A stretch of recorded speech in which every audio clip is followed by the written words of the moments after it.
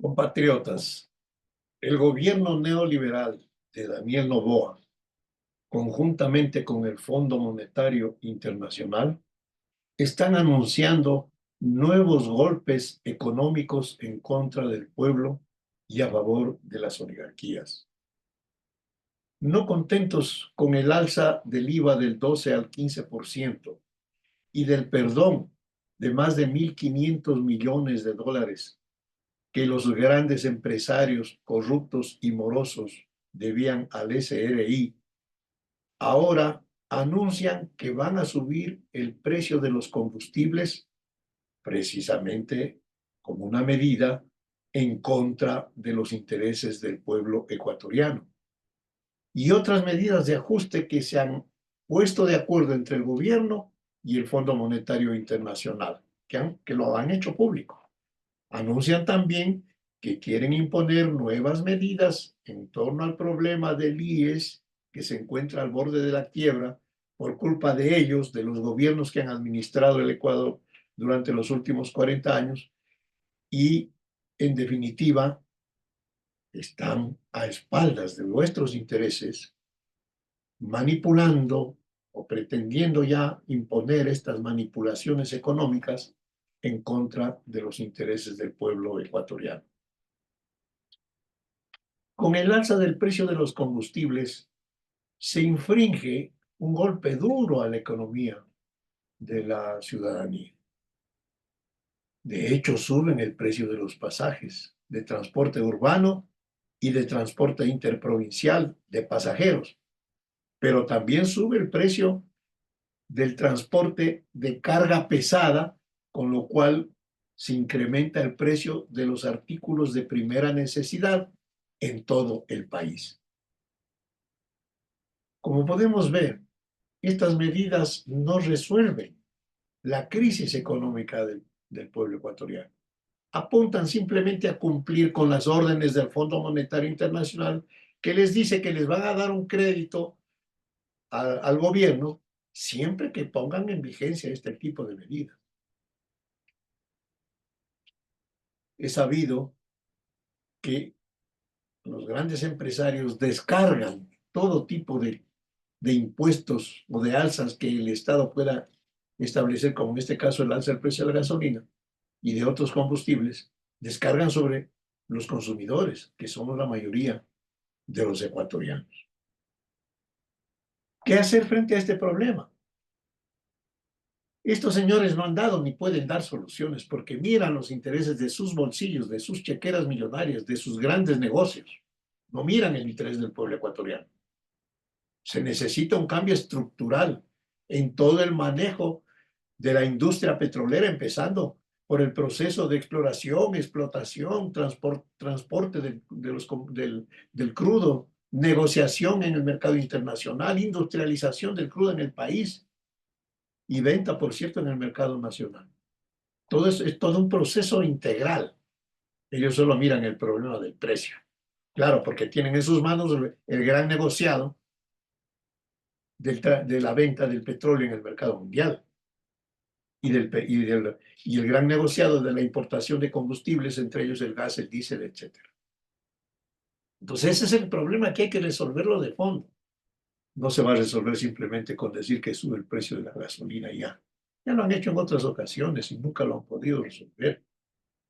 Lo hicieron en el gobierno de Febres Cordero, cuando yo fui diputado nacional. Y por eso yo enjuicié al ministro de Gobierno, Luis Robles Plaza, y el Congreso Nacional lo declaró culpable y lo destituyó. Y se logró frenar esas medidas en contra del pueblo ecuatoriano. De igual manera lo hice el juicio político contra este ministro de Finanzas de entonces, este economista Alberto Dajic, por los mismos problemas, las medidas económicas del Fondo Monetario Internacional, que fue destituido, porque yo lo enjuicié y el Parlamento lo destituyó y lo mandó a su casa. Igual ocurrió con el gobierno de Sixto Durán Ballén, en donde sirvieron tanto Javier Alberto Dajic como este otro gurú del Fondo Monetario, Augusto de la Torre, que ahora están ahí de portavoces del Fondo Monetario y del gobierno, tratando de justificar esta nueva alza del precio contra el pueblo ecuatoriano. Pues hay medidas que se pueden tomar, pero no las van a tomar ellos. En el gobierno, en la época en que el contraalmirante Gustavo Garrín Ampudia fue ministro de Energía y Petróleos, se tomaron medidas de fondo. Los contratos petroleros establecían que la gran riqueza del petróleo, que es de todos los ecuatorianos, quedaba el 90% para los ecuatorianos y apenas el 10% de ganancias se entregaba a las empresas que prestaban sus servicios. Ahora es al revés. Y está establecido desde el gobierno de Correa, de Lenín Moreno, de Lazo y ahora con este de Noboa. No lo tocan porque no les conviene. De tal manera que yo hago un llamado a la conciencia nacional a tomar en cuenta estos problemas y a no permitir que hagan lo que les dé la gana con los intereses de todos los ecuatorianos. Tenemos que salir a las calles a protestar contra estas nuevas medidas que atentan contra la débil economía nacional. En el caso del IE, señores, igual. En la época de Febres Cordero también se quiso hacer lo que ahora quieren hacer Noboa, o De la Torre y Alberto Dajic. Los mismos. Se quería privatizar el IES, aumentar las pensiones de jubilación, perdón, aumentar los aportes de los afiliados para su jubilación, aumentar los años de aportación y privatizar el IES. Son ellos los que han llevado al IES al borde de la quiebra, ¿o no? Nosotros no hemos administrado el IES. Cuando me digo nosotros, me refiero a todo el pueblo ecuatoriano, a los afiliados, jubilados y pensionistas del IES. Y de igual manera del ISPA y del ISPOR que están en la misma situación. Son ellos, los gobiernos, que han administrado y se han robado la plata de los afiliados, el de gobierno de Febres Cordero, el de Borja, el de Sixto Durán Ballén, el de Abdalá Bucarán, de Magua, de Correa, de Lenín Moreno, de Lazo y ahora de Noboa. Ahora nos salen con el cuento que hay que aumentar los años de aportaciones de los jubilados para que puedan jubilarse, que hay que aumentar el monto de aportaciones. ¿Por qué? ¿Para qué? Para justificar los robos de ellos. No, señores. Aquí las soluciones al problema del IES son básicamente dos. La primera, que el Estado, ahora administrado, este narcoestado fallido, ahora administrado por el gobierno neoliberal de Daniel Noboa y su vicepresidenta, Verónica Abad, tienen que pagar la deuda, pues, de más de 25.000 millones de dólares que deben al IES. Empiecen por pagar la deuda, señor, no han pagado un centavo. Y tampoco han pagado los aportes que por ley le corresponde al gobierno pagar por el 2024, por este año 2024, de cerca de 3.700 millones de dólares. No han pagado. Y quieren que el IES sobreviva. Paguen la deuda. Paguen lo que se robaron todos los administradores de este narcoestado fallido. Correa, Lenín Moreno, Lazo y ahora Noboa, que le está tapando todo. Paguen la deuda. Esa es la primera medida. Y la segunda y más importante, que se apruebe la nueva ley del IES que presentó la Confederación Nacional de Afiliados, Jubilados y Pensionistas del Ecuador, CONAJUPE, que está entregada en la Asamblea Nacional, entregada en la Presidencia de la República, donde se establece que ya no deben manejar el IES los gobiernos de turno ladrones, sino que quienes deben administrar el IES son los afiliados, jubilados y pensionistas, que son los verdaderos dueños del IES y que ellos sabrán manejarlo de acuerdo a sus intereses, en beneficio de sus intereses. Esa es la solución al problema del IES. Y ahora nos salen con el cuento, haciendo galimatías legales para tratar de cumplir con las órdenes del Fondo Monetario Internacional. Están equivocados, señores. Aquí en el Ecuador habemos hombres y mujeres patriotas que sabremos defender, ahora como lo hicimos ayer, los intereses del pueblo y de la patria. Mi llamado cordial a que reflexionemos, ecuatorianos, sobre estos problemas que nos afectan.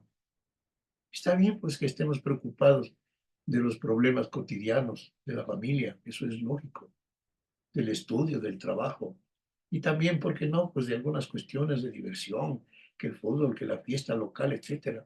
Pero ese no es el problema de fondo. El problema de fondo es la situación grave en la que está atravesando el país y en la que todos tenemos que ponernos de acuerdo para formar un gran frente de unidad nacional para defender la sobrevivencia de los ecuatorianos, que está seriamente afectada, no solamente por el narcotráfico criminal que está matando gente en todas partes, todos los días, y que hasta ahora este gobierno no ha sabido controlar eso. Demagógicamente habla de que han bajado al 90% de asesinatos, cuando estamos viendo que todos los días muere gente en la calle como consecuencia de esta violencia criminal del narcotráfico. No solamente eso, señores, tenemos que ver pues el problema de la economía nacional, que este gobierno incapaz no ha dado soluciones ni está dando soluciones, está agravando los problemas, porque con el alza del precio de los combustibles y con la privatización del IES a la que apuntan estos señores, están echando más leña al fuego, están tratando de hundir más a la gran mayoría de ecuatorianos y especialmente a los más pobres. Mi llamado a que nos unamos en un gran frente de unidad nacional, de carácter patriótico, democrático, dejando a un lado diferencias partidistas, electoreras, que no nos llevan a ningún buen puerto. La única salida a todo este problema es lo que venimos sosteniendo, la convocatoria a una consulta popular para que se nos pregunte a los ecuatorianos si queremos una asamblea constituyente del pueblo, que derogue la constitución de Montecristi, que es la base jurídica de todo este caos que está viviendo la República, y que elabore una nueva constitución de la República donde se definan de manera clara y precisa los parámetros fundamentales para construir una nueva democracia en reemplazo de esta vieja democracia que no sirve para nada bueno. Y un nuevo Ecuador en reemplazo de este viejo Ecuador que lo preside Daniel Noboa, porque mentirosamente dice que este es el nuevo Ecuador. ¿De qué nuevo Ecuador está hablando usted, presidente? ¿Este Ecuador qué? Lleno de narcotráfico, lleno de desempleo, lleno de corrupción, lleno de medidas contra el pueblo ecuatoriano. ¿De qué nuevo Ecuador puede hablar usted? ¿Con qué autoridad moral si usted es hijo y nieto de la oligarquía guayaquileña, culpable del caos nacional?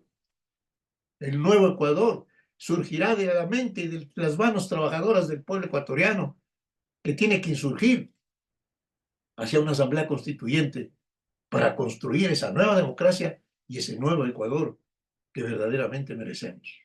Mi llamado cordial a que analicemos estos problemas y avancemos por este camino, que es el camino de la salvación nacional. Muchas gracias.